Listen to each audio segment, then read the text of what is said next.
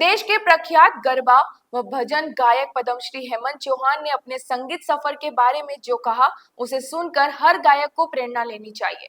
आज गरबा की बात हो तो हेमंत चौहान के गरबों के बिना कोई भी कार्यक्रम पूरा नहीं होता। नगर परिषद द्वारा कॉलेज मैदान में चल रहे दशहरा मेले में आयोजित विशेष गरबा रास कार्यक्रम के लिए पद्मश्री हेमंत चौहान बांसवाड़ा पहुंचे थे।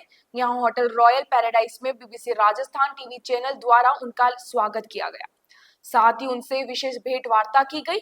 इस अवसर पर उन्होंने आयोजन बांसवाड़ा के अनुभव और अपने संगीत के सफर के बारे में विस्तार से बताया। आइए आप भी देखिए इस विशेष भेंट वार्ता के प्रमुख अंश। ये है बीबीसी राजस्थान और आप देख रहे हैं हमारा विशेष कार्यक्रम। दोस्तों, जब गरबा की बात आती है या माता की भक्ति की बात आती है तो दिमाग में सिर्फ एक ही नाम आता है और वो नाम है हेमंत चौहान। अगर आप नवरात्रि में देखें या माता की भक्ति के किसी भी कार्यक्रम में देखें तो बिना हेमंत चौहान के गरबों के या भजनों के या उनके गाए हुए किसी भी माता की भक्ति के गीत के बिना ये कार्यक्रम पूरा नहीं होता।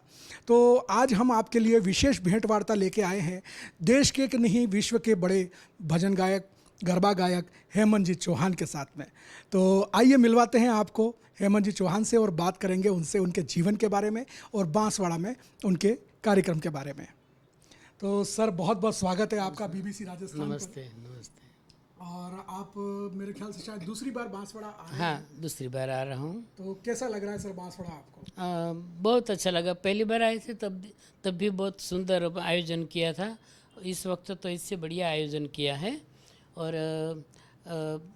यहाँ जो हमारे नयन भाई वो पहचानते थे। एक बार तो राजकोट अहमदाबाद घर पे आए थे तो मेरे बेटे से बातचीत करके ये प्रोग्राम किया तो मुझे बहुत सुंदर लगा, क्योंकि गुजरात में तो हम गाते हैं। गुजरात में नवरात्रि के प्रोग्राम भजन के प्रोग्राम चलते, लेकिन गुजरात बाहर जाते हैं तब हमें भी कि भाई हमने जो भजन गाए, हमने भक्ति संगीत गाए, माता जी के सॉन्ग गाए, तो वो सार्थक है। क्योंकि जो गुजरात के प्रदेश सेवा लोगों के दिल में हमारा कितना आदर भाव है, वो जब हम देखते हैं तब बहुत खुशी होते हैं और माँ का आभार मानते हैं कि देश विदेश और गुजरात बाहर हम जाते हैं तो बहुत आदर भाव मिलता है। वो माँ का प्रताप है, उसका गुणगान गाते हैं। बाकी हमने कोई फिल्म गीत या कोई भी दूसरे गीत गाए तो आप शायद बोलाते भी नहीं, लेकिन ये हमारी भी निष्ठा 40 साल हो गए। 40 साल से नॉन स्टॉप गा रहा हूँ। माँ की कृपा भी है और आप लोगों का प्रेम भी है, इसलिए गाता रहता हूँ। और आज भी इतना सुंदर आयोजन किया है तो आज भी जो हम 40 साल पहले जो गरबे गाते थे आज सबको घुमाएंगे, माँ की भक्ति में सब लीन होंगे। तो सर, वैसे तो आप नहीं मानेंगे लेकिन आपको सुनने वाला हर व्यक्ति मानता है कि आपके कंठ में माँ सरस्वती स्वयं विराजमान रहती है। और आपका जो पंखीड़ा पंखीड़ा जो गरबा है उसने तो मतलब कि आज इतने बरसों बाद भी आपने कब गाया होगा उसको पता नहीं, लेकिन इतने बरसों बाद में भी वो गीत जो है वो गरबा जो है वो ऐसा है कि लोगों को झूमने पे मजबूर कर देता है। तो सर, ये आपकी संगीत यात्रा कब शुरू हुई, कैसे शुरू हुई और आप इस प्रोफेशन में कब आए? 40 साल पहले ये संगीत में प्रोफेशनल जो प्रोग्राम में गाने के लिए मैं प्रस्तुत हुआ। बाकी तो मैं बचपन से ही गाता था। मेरे दादाश्री गाते थे, मेरे पिताश्री, मेरी माँ भी बहुत सुंदर गाती थी, मेरी दादी माँ। घर में वातावरण ही इतना था, लेकिन भक्ति संगीत के सिवा कोई संगीत ही नहीं है ऐसा हम मानते थे। तो भक्ति संगीत ही गाता था। लेकिन मैं कॉलेज में 1971 से 1974 तक मैंने अभ्यास किया, बीए तक। उस वक्त में मैंने शास्त्रीय संगीत का थोड़ा अभ्यास कर लिया और वो मुझे बहुत काम आया। तो बाद में जो सिद्धार्थ स्टूडियो उसके मालिक रणजीत भाई थे, वो आए और ये पंछेड़ा थोड़ा किसी का गाया, बेटी का कोई गाया हुआ गीत पंछेड़ा वाला मैंने सुनाया कि आपको गाना है। तो मैंने बोला भाई मैं तो भजन ही गाता हूँ और मैं तो गरबा तो नहीं गाऊँगा। और उसमें तो सिर्फ धुन है और कोई भजन जैसे कोई गहन तत्व तो है नहीं, तो मैं नहीं गाऊंगा। बहुत रकचक की, लेकिन वो चले गए। बाद में रात को मैंने उसकी धुन बनाई थोड़ी, उसका आलाप लगाया और बाद में रात को फ़ोन किया कि चलो मैं कल आता हूँ, कल रिकॉर्डिंग कर लेंगे। और दूसरे दिन 2 घंटे में तो तब तो कुछ वाजिंत्र भी थोड़े थे और कोई इतना बड़े स्टूडियो भी नहीं थे, तो 2 घंटे में तो हमने रिकॉर्डिंग करके नीचे चाय पानी पीते थे।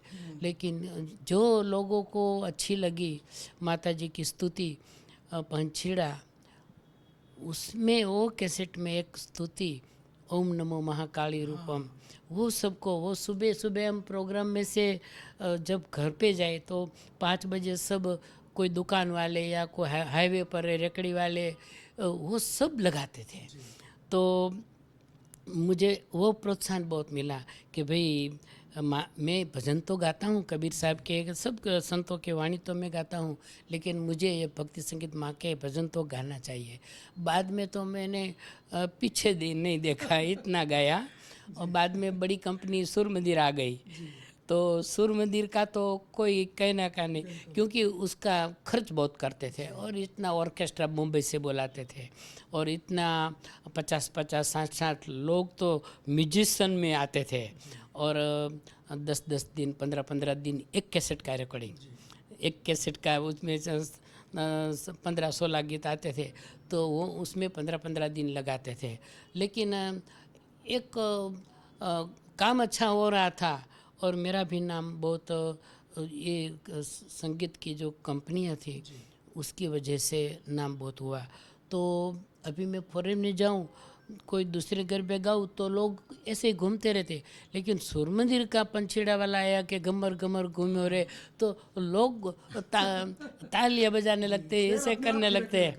तो ये जो कंपनियां बड़ी बड़ी, उसमें जो गाने का चांस मिला उससे नाम बढ़ा। बाद में तो सभी राज्यों में प्रोग्राम किया, देश विदेश में, एक एक राज्यों में, एक एक स्टेट में और फॉरेन में भी 10-10, 15-15 बार अलग अलग सिटी में, देश में प्रोग्राम किया। और अभी तक माँ की कृपा ऐसी है कि तंदुरुस्ती भी अच्छी रही और गला भी साबित रखा माता जी ने।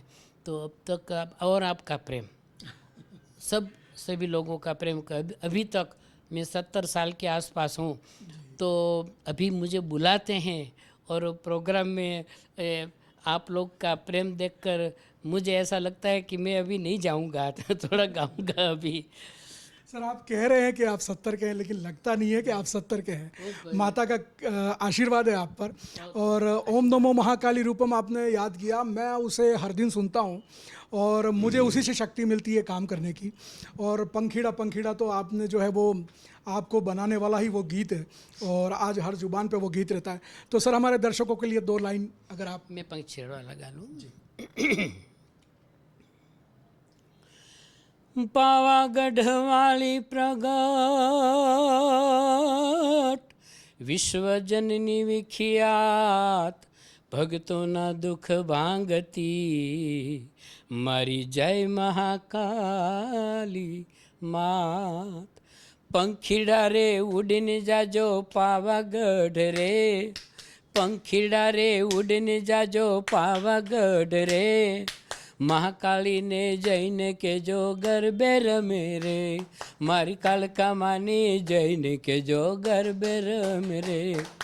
पंखीड़ा ओहो पंखीड़ा, पंखीड़ा ओ पंखीड़ा।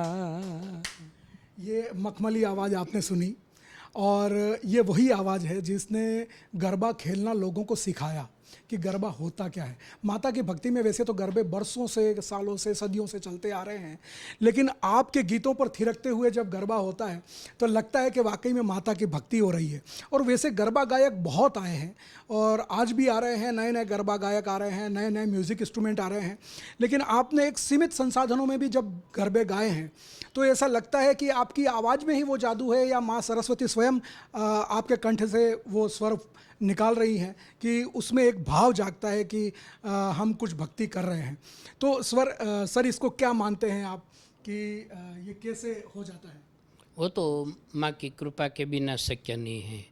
बाकी हम ऐसा सोचे कि हम प्रोग्राम में जमा दें, हम ऐसा गाएं, तो वो शक्य नहीं है। बिना कृपा कोई शक्य नहीं है। तो हम तो माँ की पूर्ण कृपा, सब माँ बाप का आशीर्वाद, साधु संतों का आशीर्वाद, वो सब आशीर्वाद के सिवा ये एक होखे में कुछ नहीं है। जो निकाल देवे तो कुछ नहीं है, सिर्फ आशीर्वाद है। और सदा आप जैसे लोग सुनते हैं तो अंदर से दुआ तो निकलती होगी ना, तो वो बस ये उसमें है, दूसरा कुछ नहीं है। एक बड़े आदमी की यही पहचान होती है कि वो जितना ऊपर जाता है उतना विनम्र हो जाता है, और आपकी विनम्रता जो है वो पूरी दुनिया देखती है, और यही जो है इनको बड़ा बनाती है। तो हम बात कर रहे हैं सर से कि उनके जीवन यात्रा के बारे में, उनकी काव्य यात्रा, उनकी गायन यात्रा के बारे में। तो हम जानेंगे कि सर आपके जीवन में कभी कोई ऐसा अद्भुत क्षण आया हो, ये गरबे गाते हुए या भक्ति करते हुए, कि जब आपको ये महसूस हुआ हो कि कुछ ऐसा कृपा हुई है हम पर और ऐसा कुछ हुआ है? बस जब जब गाते हैं तो हमारे सामने लोग घूमते हैं, वो तो सिर्फ आँखों से हम देखते हैं। बाकी जो हमारा मन है वो तो माँ की जो आराधना है उसमें ही लीन रहता है। हम गाते हैं, लोग झूमते हैं, हम देखते भी हैं, लेकिन हमारे मन में तो एक माँ का भाव ही आता है। और वो भाव लास्ट 40 साल से हमने गाया है, तो वो भाव हम कभी चुके नहीं हैं। तो वो वही कृपा है, बाकी कुछ नहीं है। कभी आपने महसूस किया माता जी का चमत्कार अपने जीवन में? नहीं, मैं चमत्कार तो माँ का हर पल है। एक एक सेकंड में माँ का चमत्कार है। हम एक श्वास ले रहे हैं वो माँ का चमत्कार है। बाकी हमारी ताकत नहीं है कि वो लिया तो पीछे छोड़ेंगे कि नहीं, और छोड़ा तो पीछे लेंगे कि नहीं। वो पूरा ब्रह्मांड जो चल रहा है वो प्रकृति या माने माँ का चमत्कार ही है। एक थोड़ा सा कोई चमत्कार कर दे उसको चमत्कार वो जादूगर मानते हैं। बाकी तो पूरी पृथ्वी जो चले, पूरा ब्रह्मांड चल रहा है, वो सिर्फ माँ का चमत्कार ही है, दूसरा कुछ नहीं है। हम तो उसके खिलौने हैं। बस जहाँ तक स्टेज पर रखेंगे तब तक नाचेंगे, कूदेंगे, गाएंगे, बस माँ के, और उसका आशीर्वाद है। और मैं तो मानता हूँ कि माँ ने मुझे भेजा है ये काम के लिए, तो मैं निष्ठा से पूर्ण करूँगा। सर ये आपका सरल हृदय और साफ मन है जो आपको इतना सहज और सरल बनाता है, और यही बात आपको महान बनाती है। तो दोस्तों, ये थे हमारे साथ में मशहूर गरबा गायक, भजन गायक हेमंत चौहान जी। हमने इनसे विशेष बातचीत की। सर बहुत बहुत शुक्रिया हमें समय देने के लिए और हमसे बात करने के लिए, और आपको आगे के कार्यक्रम के लिए बहुत बहुत शुभकामनाएं। धन्यवाद।